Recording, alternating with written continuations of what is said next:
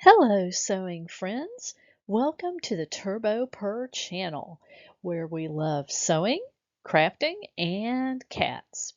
Today, I'm going to be showing you some examples of embroidery on watercolor paper and making greeting cards from these designs. Let's get started.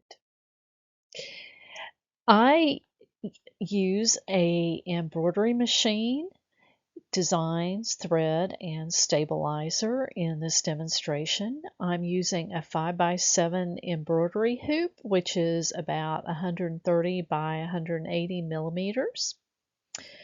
I also used an iron, a press cloth, and an ironing board. No steam. This is optional.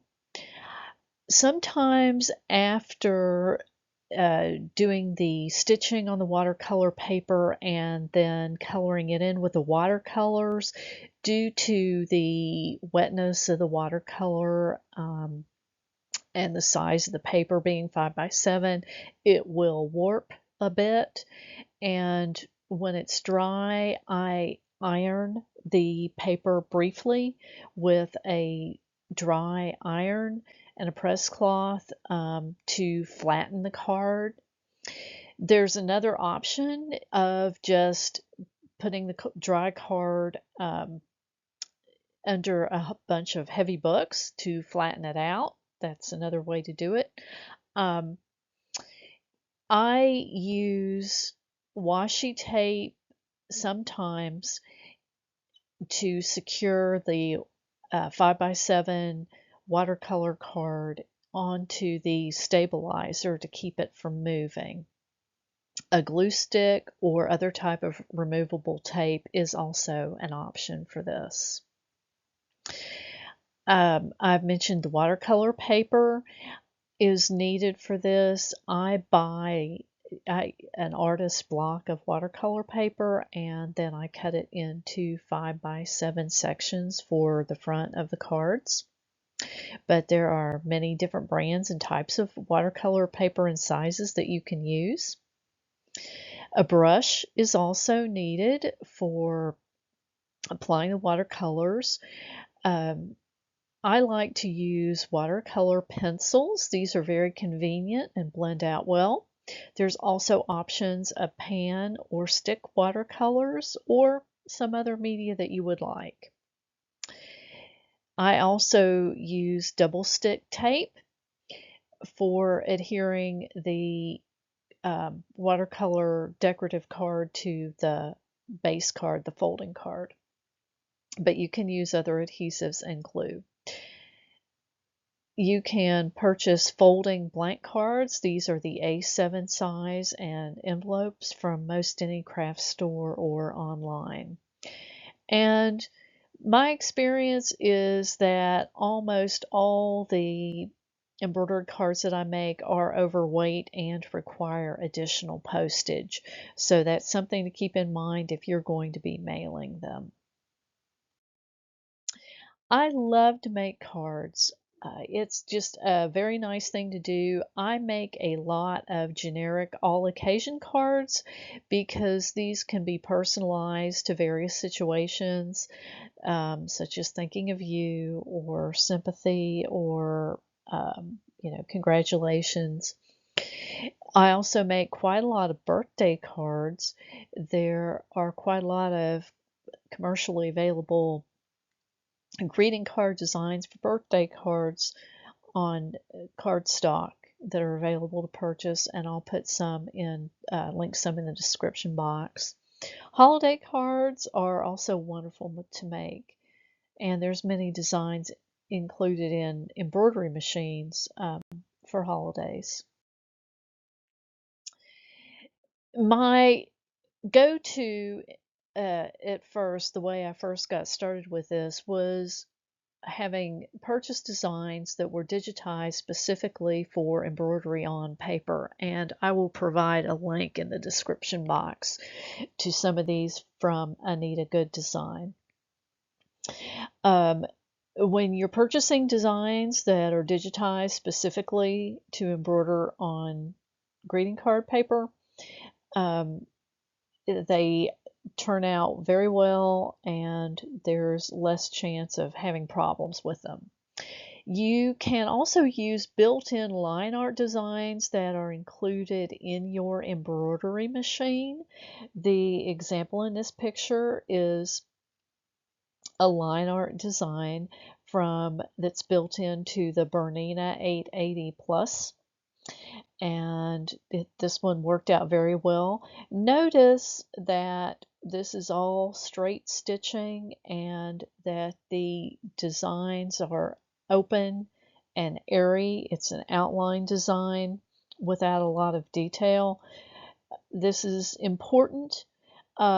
Designs that have a tight stitch pattern, like tight zigzag satin stitches, are not going to work because it'll just punch holes through the paper and you end up with an awful mess. I clean my embroidery machine bobbin area after stitching these designs. I just don't want to have any problems afterwards with this because you are stitching on a medium that's not, the typical cotton and uh, cotton fabrics and other things that you're typically stitching on. So it's a little bit out of the ordinary. So it's important to slow the machine down and clean out the bobbin area when you're done with your project. The way that I make embroidered greeting cards is that I prefer to embroider on a 5x7 card and then double side tape the embroidered layer to the folding blank card that has been purchased.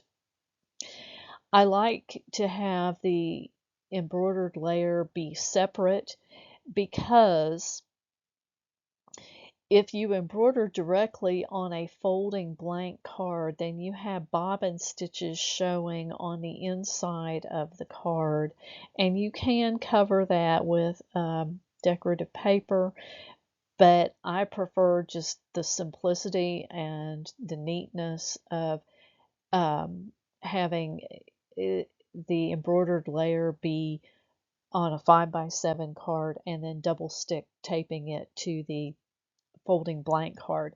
You can use glue. If you use glue, the Bearly Art glue is mainly what's recommended for card making. I've had some glues that will warp the paper, and with the double-sided tape, you don't have to worry about warping the paper, so that is why I use that as my go-to. Also, when you're getting ready to embroider your design, and I'm going to show you an example of a design that's a line art design that was not specifically digitized for paper.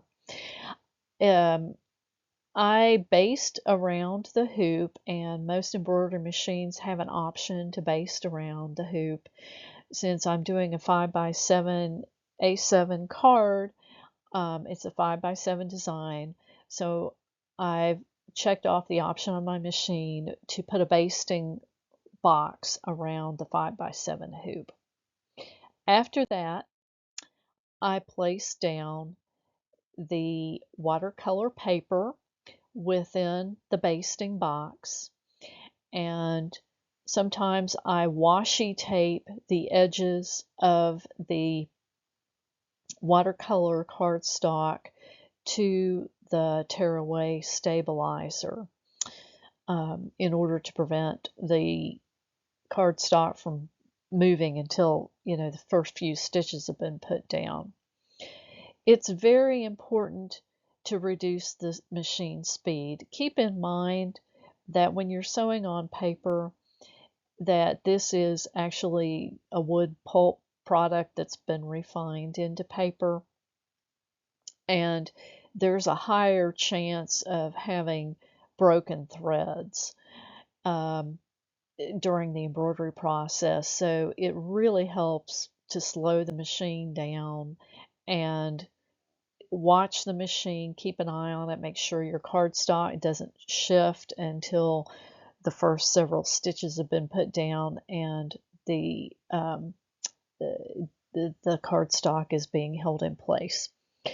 I generally use a tearaway stabilizer for embroidering on paper, and after the design is embroidered, because it's going to be taped on a card, I just remove the excess stabilizer around it, but you don't have to worry about removing every bit of the stabilizer because it's not going to show on the back of the card.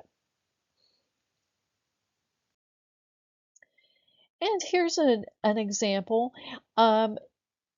These are not this is not a 5x7 design, but with having the embroidery on the top of the card, there leaves space beneath to put a sentiment in.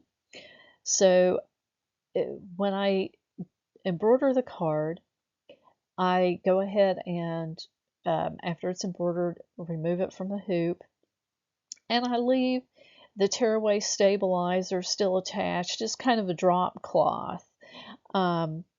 And the design on the right has been colored in with watercolor pencils. And it's nice when you're using the watercolor pencils with a design like this, it's a nature theme, to use a couple of different shades of the colors to add some dimension. This design has not been blended out yet. It hasn't been watercolored in. I haven't applied water to it yet. But you can see that there are a couple of different shades of green, a couple of different shades of pink, a yellow and an orange, so that when the colors are blended out, it gives the design a little bit of depth. So there's some really nice options these days with watercolor. The watercolor pencils are certainly very easy, convenient, and neat to use.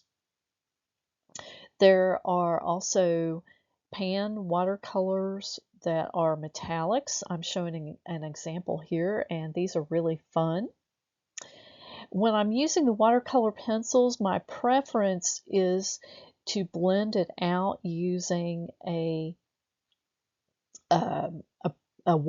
brush that has a water reservoir in it. I got this at a art supply store, and it's really nice because the long plastic tube, you just put some tap water in it and fill it up, and then when you squeeze the reservoir, the water comes out through the brush, and it makes it really easy to blend out the watercolor pencils.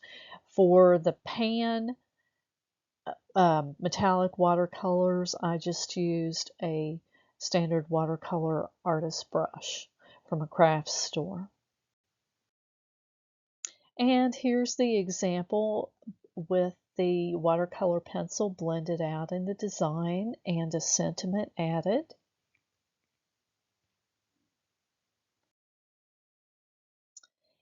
And this line art design, I used the metallic watercolor pan watercolors with a standard artist brush to blend this in. And you can see that it's very subtle, it's nice, it has a sheen on it, and it's fun. It really is.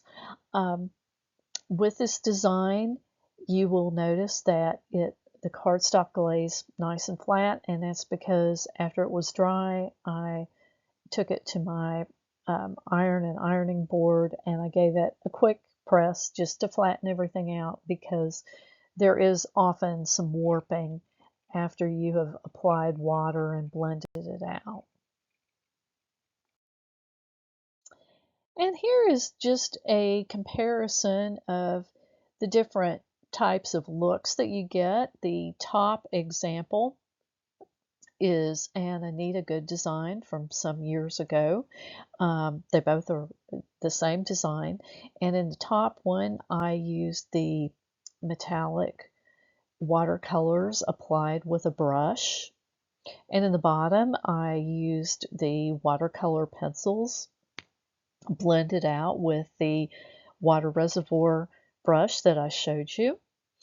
I want to mention here it's really fun on these designs. I had a variegated thread, and on the decorative stitch that's on the border of this watercolor paper card, I used the variegated thread.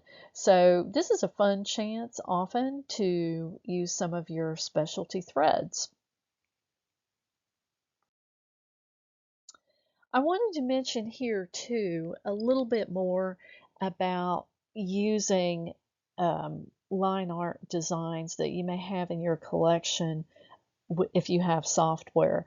This is the Floriani software, and the design shown is one of the free monthly designs from April 2014. I liked this bird design, and the design as digitized had some zigzag lines of zigzag stitching on it.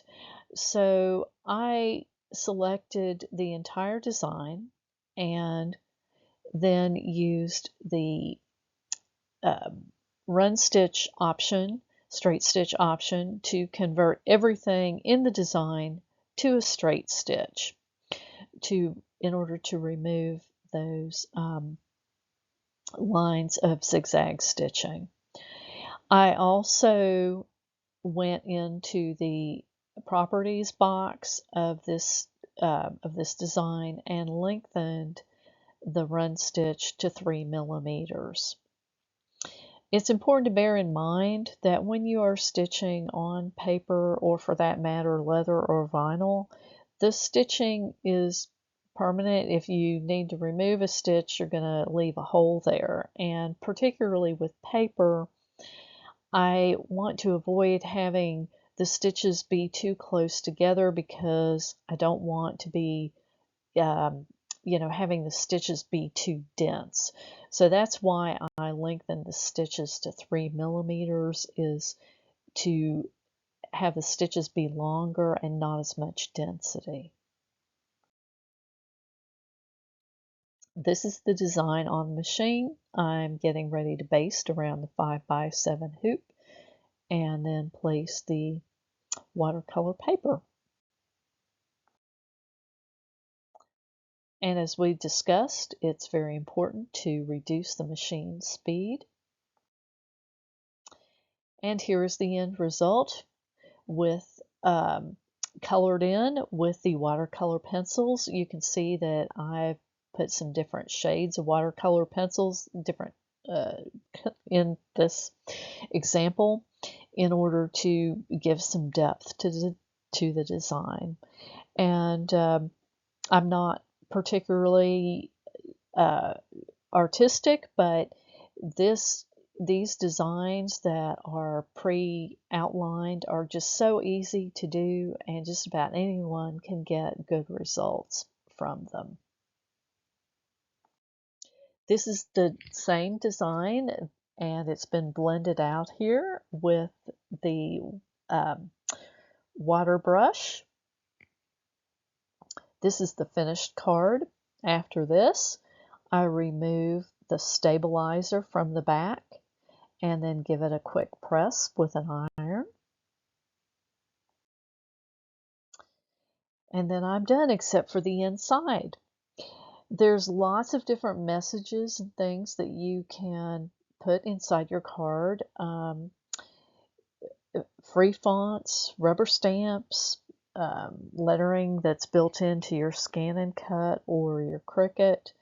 You can print greetings on your inkjet printer and then cut them out and glue them or double-sided tape them to your greeting card. There's just lots of options.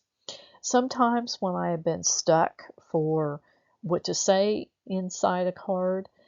You can do an AI query and ask for suggestions on an appropriate thing to say inside a card. Loads of options. The example here is Celebrate, which is a built-in lettering design in the Scan and Cut machine. I would like to give you my very warmest wishes. Thank you so much for watching, and have a wonderful day. If you have any comments, please leave them below. If you enjoyed this video, please remember to give me a thumbs up, and I'd love to hear what cards you are working on. Thank you for watching. Have a wonderful day.